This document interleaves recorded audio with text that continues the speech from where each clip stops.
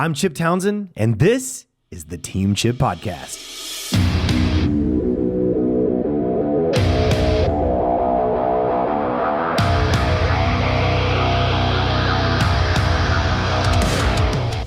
When they thought that the grass was greener on the other side, I just watered my grass.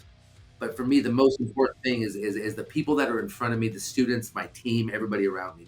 That's what fuels me every day. Because I lead from the front, I can be unapologetically me. I don't have anything to hide.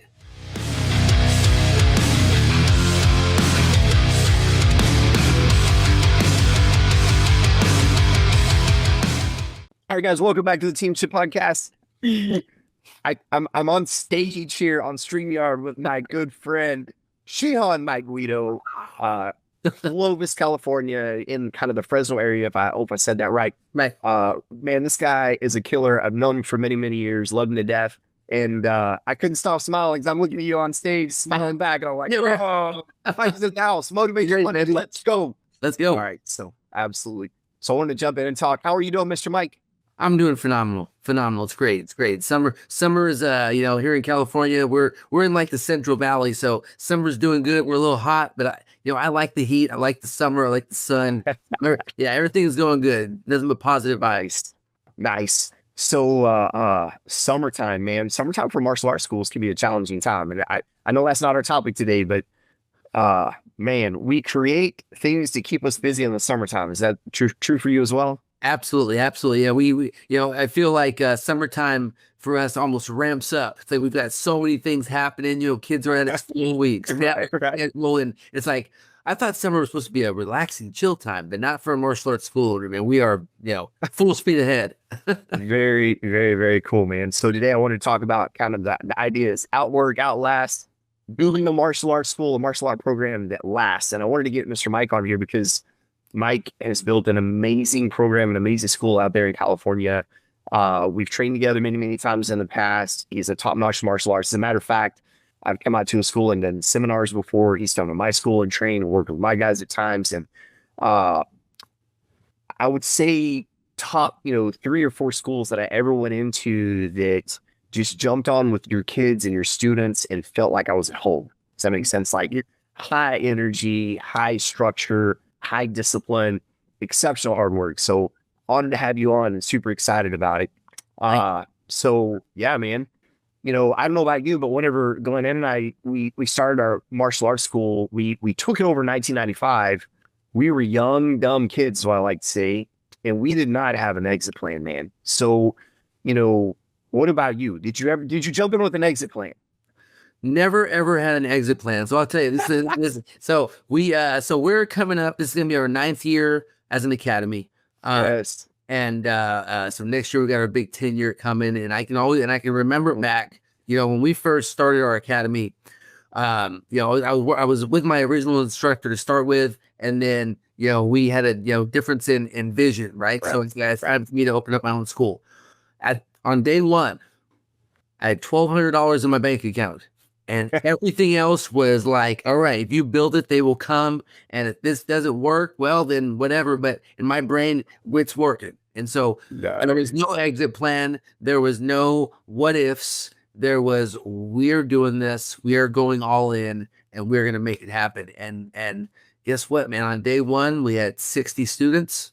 And within a year's time, we're up in that 120 student range, and by year 2 we're in that 200 student range, and we just went all in and went growing. And so it's there is no failure. Failure is not an option. And when you have that and you feel that, people can feel that, and they can resonate with that, and they understand that, and they want to be a part of it.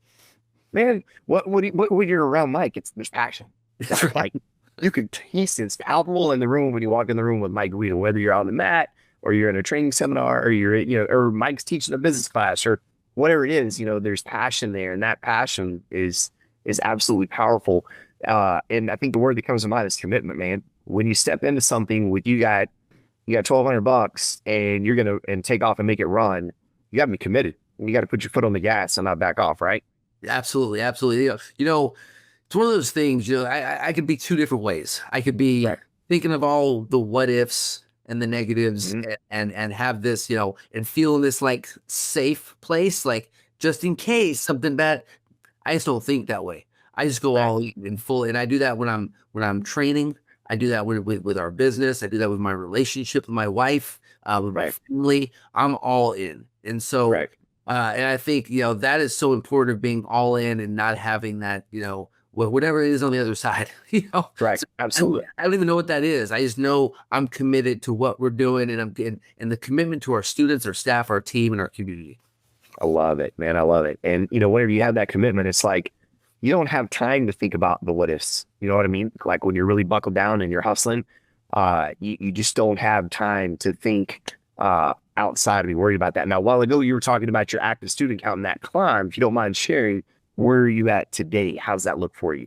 So, like I said, we started off 60 students. By year 2, we're in that, going into that 200 student range. Right now, we're about 431 active.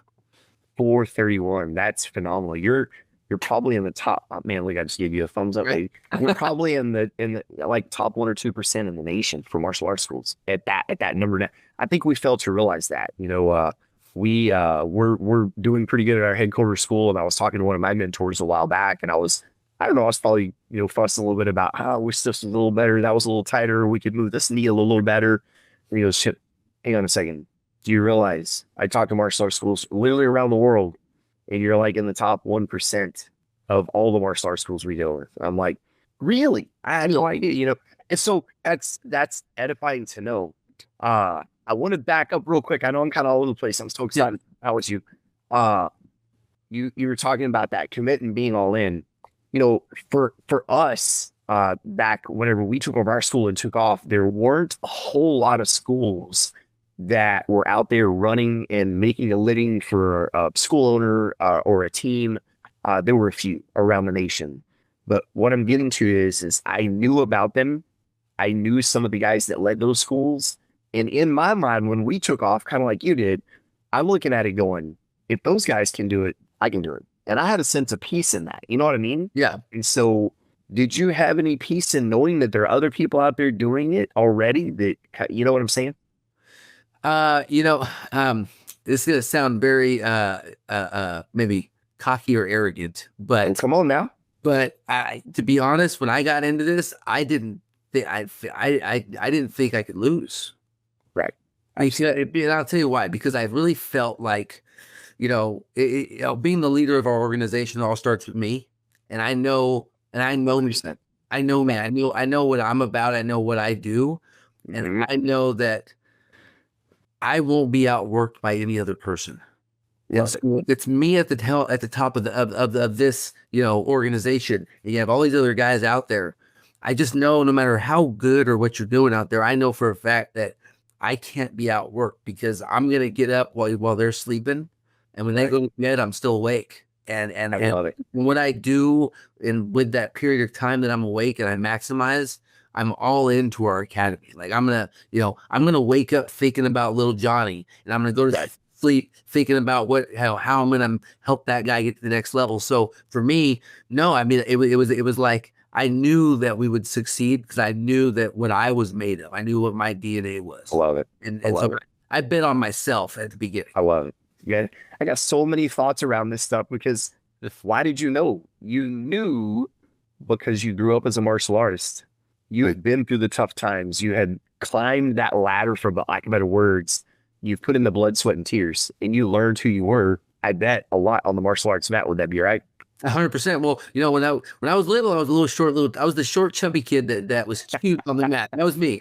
And I found good, short, cute, chubby, consistent. That was me. Like, oh, hey, cute. Who said cute? Mike? Come on. I grew out of the cuteness. Right. Right. But man, but I was always the guy that, I was always the guy that nobody ever paid attention to.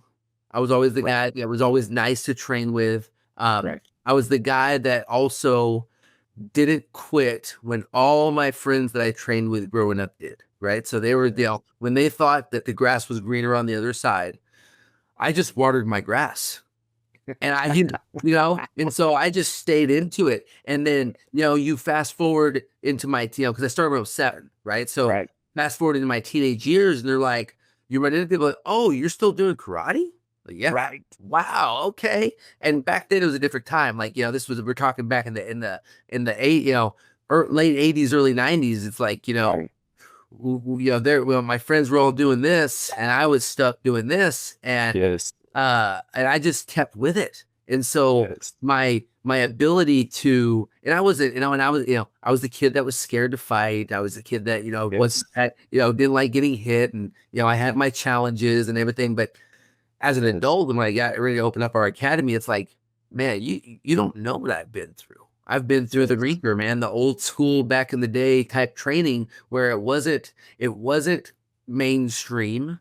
It wasn't pretty. It was, you couldn't get on YouTube or Instagram and see what was going on. It was just, it was very, the closest thing you got was movies, and Right. Absolutely. back to a martial arts school and got with someone. So in my brain, I've been down the road and I've been beat down and I've gone through it. I've had my bumps and bruises. And so, yeah, failure's not an option for me. I don't even understand how to do it. And my brain, maybe I should try to quit. I don't know how. I don't know how. It's not my DNA. Don't quit, man. We need Mike Guido in this world. People that know how to stick to something. That's right. Part of the reason I push that button a little bit is because, we have, hopefully we have some of our parents listen to the podcast and, other families. If you're out there listening to this and you're hearing this, guys, he had no exit plan. Glenn and I were kind of the same way. We didn't see failure as an option. But I think a lot of that stemmed in my mind. And again, I'm kind of assuming you just edified the assumption, but you grew up on the mat. You took the bumps and bruises. You stuck with it when other people quit and walked away. What a lesson. Keep your kids in martial arts. It will change their lives. Oh my gosh. It's such a powerful thing. And before I switch gears on you, I wanted to touch on this. We were talking kind of business and business growth and numbers a little bit in the beginning. But if I asked Mike Guido, I don't know. I'm going to kind of put myself on the spot here. Is it all about numbers, money, or is it about changing lives and passion? I'm going to think he's going to lean into lives. Because if you heard him, he said, I'll wake up thinking about little Johnny and how can I serve him better? Is that true? 100% true. And love it.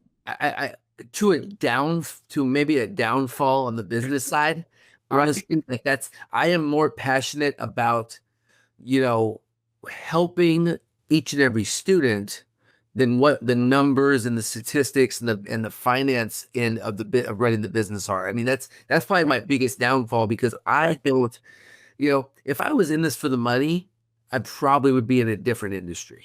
And that's being honest, right? Like I have the ability I could speak to a million people. I mean, probably a million people are watching this. Well, if we all loaded into any arena you could fill up the largest arena in the United States and I would have zero anxiety or stress stepping on stage and talking to people, right? So I feel like if I put my mind to something, I can do something. But for me, it's all about the passion of, like you said, keep your kids training, put your kids in martial arts. Well, I feel that to every inch of my soul. Your body. It's chills right now in my arms just thinking about what I'm passionate about is helping people and using martial arts as the vehicle to do so. And because I'm all in, I'm all in. The finances and everything in the business that I feel, will take care of itself. But for me, the most important thing is the people that are in front of me, the students, my team, everybody around me. That's what fuels me every day. I love it. I wanted to touch on that because we are going to talk about kind of, having an exit plan and what competition looks like. But so I wanted to touch on a couple of things. You made a comment that you were the kid that was afraid to fight. Same here. I was scared to death. I had one eye. I hadn't been protected, but hadn't had a lot of, physical contact, a ton coming into martial arts. And so scared to death of that stuff. But the point I'm getting to is when we're together, sparring, grappling, jiu-jitsu, you're also signed up for Master Worlds in a couple of weeks, right? Yes, sir. Yeah, love it. And I do want to caveat that with, and I think you will agree that you're not particularly looking to be a competition school, but you're constantly looking to challenge yourself, to grow, to better yourself and set an example and lead from the front, right?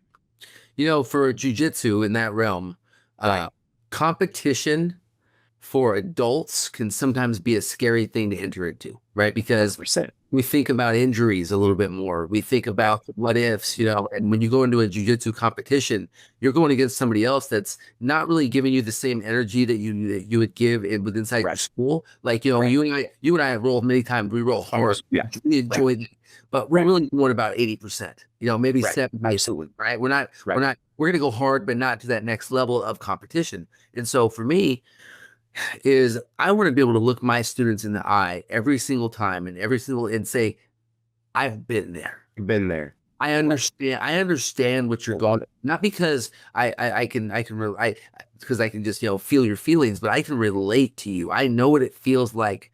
Yeah. And I tell this to all my students. I know what it feels like to be 7 and afraid.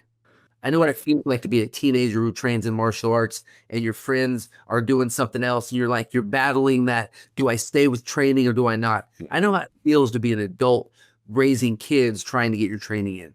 And I know how it is to be now an older martial artist who has a body that he's got to take care of and last him for the rest of his life and still find ways to challenge. So I want to be able to relate to every scenario my students can be a part of. And that's why I'm always challenging myself. Because how am I going to look you in the eye and challenge you if I'm not willing to do that myself? 100%. So that's me leading from the front. Love it. And that's what the best leaders do, man. I love it. Well, that's such good stuff. And I wanted to also kind of touch on from the parenting perspective. We're looking at a man now that grew up from 7 years old on the mat, moved into, now has a successful business that supports his family and multiple other families because of his team. And it was stick-to-itiveness. You made a comment, like if we walked into an arena of 1 million people, I would not have any apprehension about speaking to that arena. That came off of that martial arts and that I guarantee it, that confidence that grew out of that. And so such a powerful set of lessons, man. That's why I always love getting this chat with you, man. And it inspires me to stay the course and keep working hard. So I love it. So real quick, we're talking about passion fuels everything. We're talking about commitment, stepping into something with no exit plan. In our martial arts schools today, just kind of speak to what is our competition out there from a business perspective? Who are we competing with? Well, so yesterday I went to a bunch of different schools and delivered school supplies. So we have some brand new, and I'm telling the story to give you some context. And so I walk in and there's the vice principal is there. We start chatting, I'm giving the school supplies and she starts telling me about her son. She goes, oh, martial arts. Okay, cool. And we've never met before. And she goes, yeah, my son went to another place. So they had like a buddy day. I'm like, oh, cool, right on. I said, did he enjoy it? Started talking about it, again, at the end of the day, we're not the only martial arts school in town. And she goes, she says something to me and she goes, is this kind of like what you do? And I looked her in the eyes with the most confidence I could say. I go, ma'am, nobody does what we do. and so it's, and you can go to 7-Eleven and get a hamburger, or you can go to a nice restaurant and get a hamburger, and it's going to be, 2 different quality hamburgers there, right? So for us, when it comes to other martial arts schools, I don't really see them as competition. And not saying that I'm up here, but every martial arts school has a little bit different culture. Every martial arts school has a little bit different feel, a different teacher. At the end of the day, we all hear the word styles when it comes to martial arts. At the end of the day, that's just one individual's interpretation of a martial art. That's all it is. It's an interpretation. And so when I look at, on the business and who our real competition is, our competition is video games. Yeah. Hey, preach, man, preach. Our competition is school sports. Right. Because at the end of the day, parents are looking for their kids to have activities. And, dad used to play water polo. So dad wants his son to be a water polo star, or maybe do better in water polo than he did when he was younger. And we get a lot of that. At the end of the day, like to me, learning how to defend yourself and let's say fight or grapple is a whole lot more beneficial than taking a ball and throwing it in a net. You know what I mean? It's right. For me, it's a no-brainer concept. So I think the competition is trying to figure out how to bring that concept to the forefront of parents, and those are our competition. Other martial arts schools, if they're doing it right, it's almost in a weird way like we're kind of on the same team. Yeah, absolutely. I mean, it's like Absolutely. if someone said I went over here and had a lesson. I'm like, did they have fun? Did they like it? Did they like the instructor? Is the program good? Are they learning life skills and martial arts pieced together? Right? And if they say yes, I'm like, sweet, awesome, man. Good. Yes.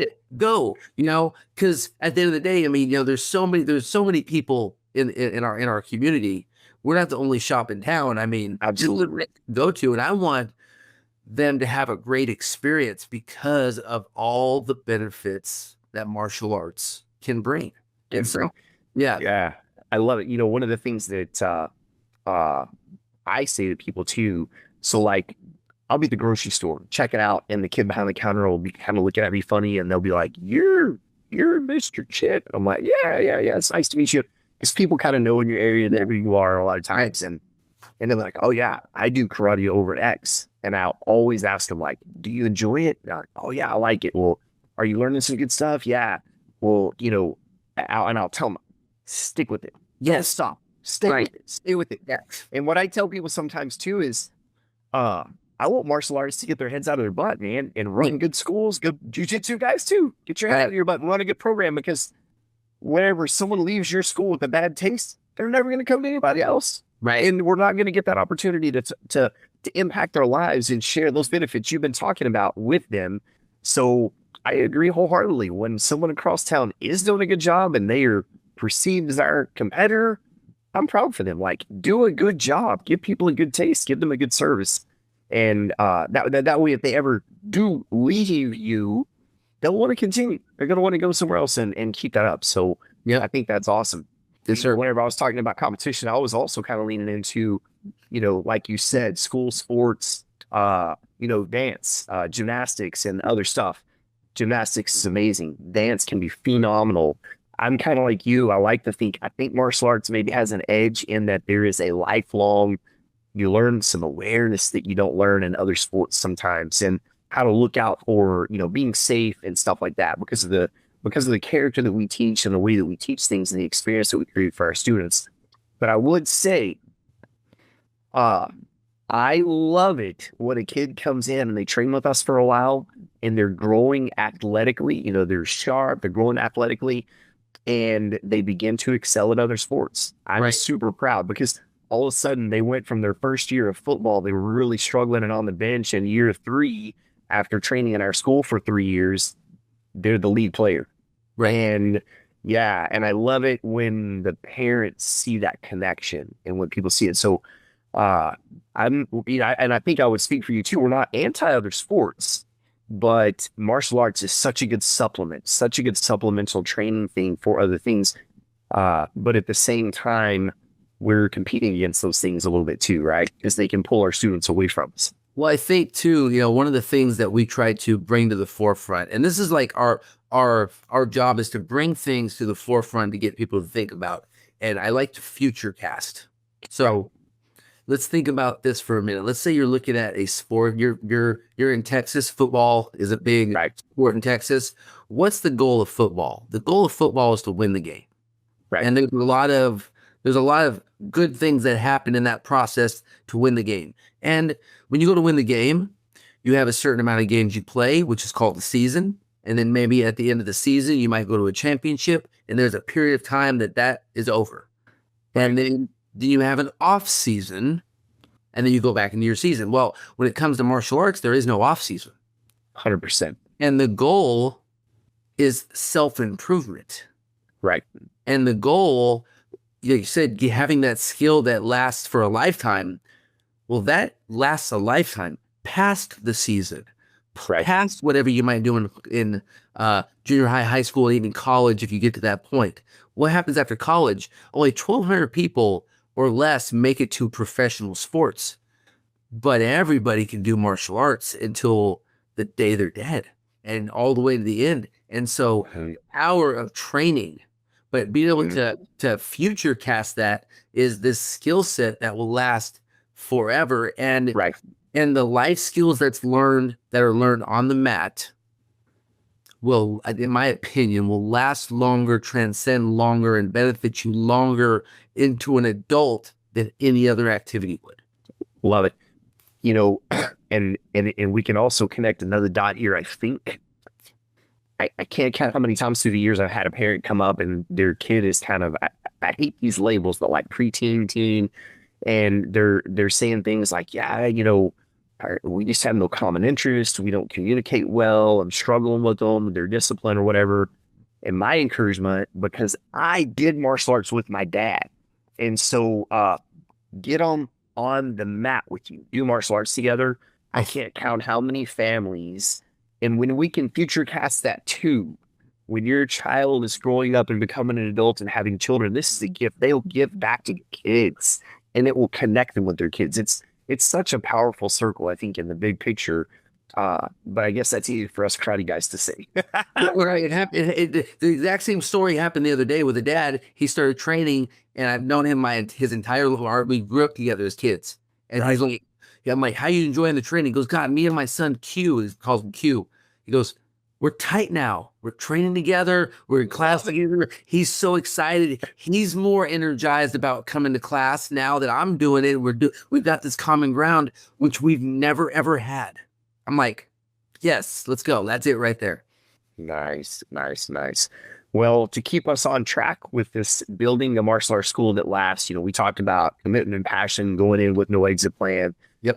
You know, we bumped over into the realm of you know, kind of knowing your competition and understanding that a little bit, but we're also veering into some other stuff here, which is great.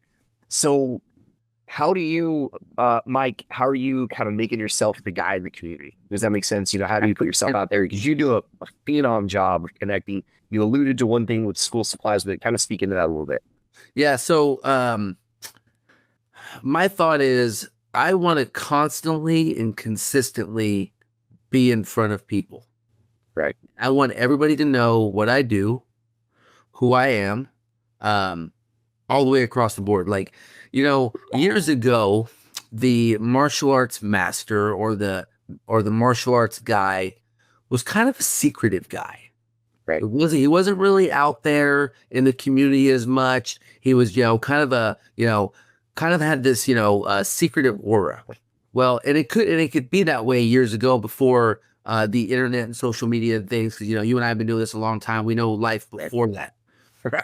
Right. So now everything and everybody is on the forefront. Like, I know exactly what you're doing in Texas. You know exactly what I'm doing here through our social media. Right. So everybody knows what I do. So I am unapologetically me everywhere all the time, wherever I go. And so that's like the base for me to be able to get out there. So now it's all the little things. So if there's a community event where there's going to be vendors, I'm there, right there, showing my face with a big old smile. Here I am. I'm the martial art. You know, oh, you're Guido. Okay, cool. Yeah, we've heard about you. Or my friend trains with you, or whatever it may be. If when school starts and they're having red ribbon weeks and things like that, we are 100% involved in the school districts, and we serve them and give back to them by, you know, through donations. Like I said, we have a school supply drive that we do every single year to help them out. We do school assemblies. So we're in front of the administrators in the schools there. I'm a part of our local Rotary Club, which is a service club. And so when I'm out, you know, in the community, people kind of see me in the Rotary light, or they see me as the martial arts light. And so what I've done is just be out there, but consistently, to where, Yes. you know, we're the biggest place in town. Maybe we don't need to go to these events anymore. I don't think that way. It's like, you know, I want to be in front of people because I feel that our program's the best program. So why not be out in front of people? So it's just constantly being in front of people's faces and being out there. And then now it's like, I go out to eat dinner with my wife. We're going to run into 2 or 3 students. And I remember with this in the past. And it's every single time we go out, because now it's kind of like I'm a, I don't know, community figure, just like you were at the grocery store, same kind of concept.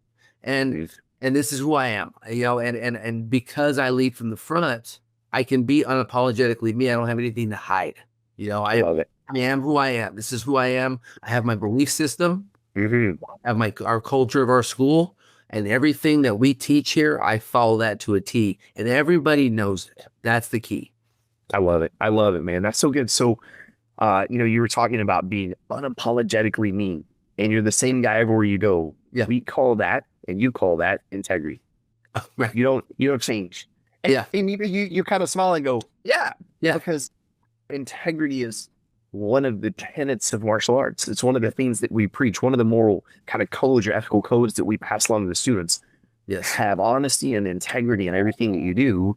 And, I tell people all the time, if you see me in the grocery store dealing with the kid that's bagging my groceries, and sometimes at the grocery store I go to, they'll have kids that are maybe have, some sort of struggles, like a little bit of a learning disability or something. I treat them the same. I don't treat them bad. And when I make my order at the local restaurant with the young mom that's walking up and she's kind of in a hustle and she's like, okay, what can we do for you? What would you like? And I treat them with the utmost respect. So I guess the point is just being the same person everywhere you go. When you have nothing to hide, it's so much easier to be out there in front of the people and be proud of it. And I also think it's awesome because people will look at this possibly and go, wow, that Guido guy is so arrogant because he wants to be in front of everybody. He wants everybody to see his face. That's actually confidence. It's passion and belief in what we do. It's all of that producing fruit. You know what I mean? And so I think that's It's only perceived as arrogance by people who lack confidence. Yeah, I couldn't agree more. I couldn't agree more. And when those guys, if I see those people, that I want to really encourage them to get on the mat and train, because then you can understand the difference, right? Right. Because if I see someone that's unapologetically confident, I'm like, go, man. Because people don't believe in themselves. Like it is so crazy how many. And I had a group of students the other day, probably 30 students. I said, okay, out of 3-year-olds, 6-year-olds, high schoolers, adults, who's the least confident? And they said teenagers. And I had 3 adults in the back going like this.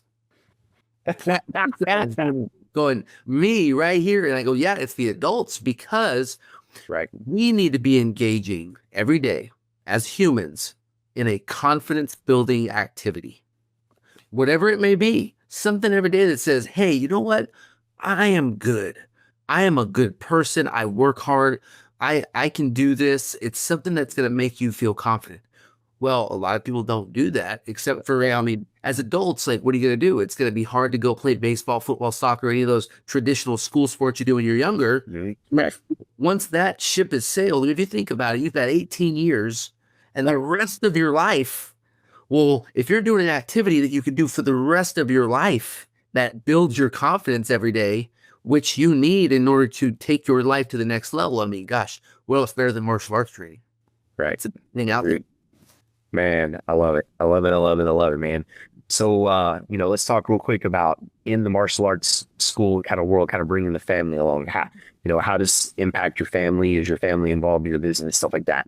100%. Yeah. So when we first started, my wife was corporate HR. She had a great HR job, corporate wise. And then as we started to grow, it got to a point where we just felt like it was in the best interest of our future and growth for her to come on and be our general manager and be our head program director. And so she came on, and she's like the yin to my yang in that sense. Right. Which is great because I don't need another me.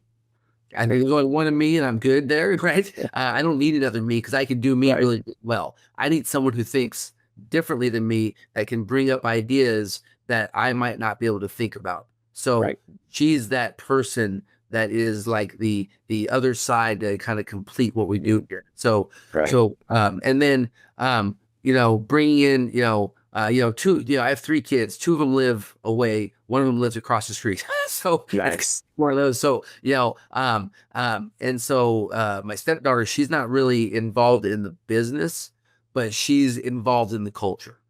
Right. If that makes sense. She understands what we're doing, and she's on board with what we're doing. One day, my grandson, you've got grandkids, you understand how cool this is. Grandbaby's going to get on the mat one day, and it's going to be kind of cool. It's going to be great to kind of see that next generation come through the dojo. Right. But yeah, family is 100% invested, because if you don't have your family invested, I don't know how you succeed. I don't see how. I don't see it. The numbers don't line up. There's an equation that's missing a number or an integer or something. I just don't. That's right. I just don't see how that's possible. So, getting your family works in your business easy. If not, as long as they're 100% aware of the goal and the mission and the culture, that that's so important. Well, they become natural accountability. You're at the family gathering and they're going, "Hey, how's that going with your business?" Or "How's that going in the school?" And I think it become kind of a natural accountability. And that in and of itself is powerful. For us, it's a tiny bit different because Glenn Ann is our lead program director for our organization. My oldest daughter is our marketing director for our organization. My son-in-law is our chief jiu-jitsu instructor. My younger son and daughter are both becoming lead instructors in their areas, demo team leaders. So we're very family focused and oriented, like so we're very, very heavy with the family involved. And when we come together as a family, sometimes I will say that the downside is a little hard to start business off, because it's like, "Hey, in class the other day, this happened and that happened." And the upside is they're excited about it. The downside is like, "Can we just be off today?" Yeah, right. Can we talk about something different? Yeah. We just enjoy these chicken nuggets and be off for a minute right here, But also I wouldn't trade it for the world, because I could have my kids sitting across the table for me in another world, hating what I do, hating what they do. You know what I mean? And instead we have this passionate family that can come together and honestly get pretty excited about what's going on. Right. So yes. Well, you've got the super family. I don't know about that. I tell you, man, I love every member of your family, from Lennis to Trinity to Lexi, everybody, Ethan. And then whenever I get to train with any of them, it's cool because especially your kids, they're perfect blends of you and Glenn Ann. and I don't usually get to hang out with both of you that often together. Right. To me, whenever we do, and I'll come to Texas, we'll sit down, we'll have lunch or something. To me, when I get both of you in the same room, it's like I get of what both you guys bring. But when I train with your kids, I naturally get a little piece of both of you. And it's real cool. Like when we go to, train jiu-jitsu, I get to roll with Slade. That guy is like the coolest young guy. He's just, I just enjoy his personality, and I love being around him. So it's cool. And the fact that your family is involved in that, it's like, to me, it's like the super family. And I think you've done, the best job from what I've seen of having your family involved in all the different areas of the academy and the dojo. Like they're not just all in one little clump over here. Like everybody kind of has their own, they're kind of like all the cogs in the wheel. And that's why everything that Team Chip represents, I think, works. That's the nucleus to me. And gosh, if you're lucky enough to be able to have that type of system within your school, if you're listening to this, oh man, that's the key to being able to have just a fruitful life. Take arts out of it, take the business side out of it. You get to be 90, 100 years old and looking back and going, yeah, those were the good old days, man. We did that. Yeah, we did that. It's so cool. Like, and you have no regrets, when you're in your senior years of life. You only get one life, one lot, on this earth, right? And then absolutely, and what you make of that, I think, is just, it's so important. You and I are both, we both share, Master Kovar is one of our mentors, and we've heard him say this 1,000 times. Take care of the days, years take care of themselves. Yes. And I think when you take care of the days with your family and you have them in the dojo, it's just, it's special. It is special. And I'm going to qualify some of this. Number one, you said some really kind things, and that wasn't what this was about, but I'm thankful. It made my heart warm and fuzzy. Love you, man. Appreciate that. And it means the world. But it's not all been a bowl of cherries, bro. No. Right. Tell me how many times it's been like, put your uniform on, you're going to class, or you can go in your underwear. Let's go. Make a choice. That's parenting, right? Right. So sometimes there have been those times, like that, I have to go do that. Like, today we got to get this done. Let's go. Yeah. Yeah. So, man, but it has been a gift. And I'm going to qualify all that with, you know, I don't think there's been any luck. It's been intentional, but it's been God led for us. Like he's got the mission, the vision, and then I don't know. It's such good stuff. I appreciate you noticing that. All right, man. I think we've had a good session here. I think so too. It's always you and I could probably do like a 3-hour podcast and we wouldn't even be tired. We'd be like, oh, we're 3 hours in, great. No, I guess we got to stop this now. There's a time limit to everything, but yeah, I mean, we do. Right. I love having this opportunity to be with you on this podcast. I think your podcast is doing a phenomenal job. It's just an honor to be asked to be on here and just be able to catch up with you. And, you've been one of my mentors for years and a good friend. And I always feel like I'm a little bit better a person when I'm in your presence. And that's the key, man. That's the key. And I try to do the same thing. I try to, reciprocate that with everybody around me and just, me trying to be that person as well. Well, I will just say, to swing the pendulum back the other way, I'm the same. I love hearing your Motivated Monday videos. I love being in your presence. I love being on the mat with you. I love spending time with you. And I've had the honor and the blessing of kind of seeing that happen since before you started your school. Yes. In that process, because we kind of crossed paths and got to know each other many years ago a little bit and lightly. And so getting to see that has been an absolute just blessing in my life and an honor. And I think about you every day. I pray for you. I pray for your success, and I see it happening. I'm proud of you. Thanks for being on. Thanks for sharing nuggets. Anybody out there that's listening, I hope you guys enjoyed that. Reach out to Mr. Mike if you have questions about the martial arts world, business. He's an amazing guy, a great friend to have, and can be a great mentor. Just share it, guys. Get out there, subscribe, send it to your friends, let them hear about it. Mr. Mike, love you, my friend. Can't wait to see you soon. Hopefully within the next few weeks, months here, we'll get some time to get together and chit chat and catch up in person. I'll be in Texas in October. Make it happen. Yeah, sounds good, my friend. You have a great day. Thank you. All right, you as well. Thank you. Yes, sir.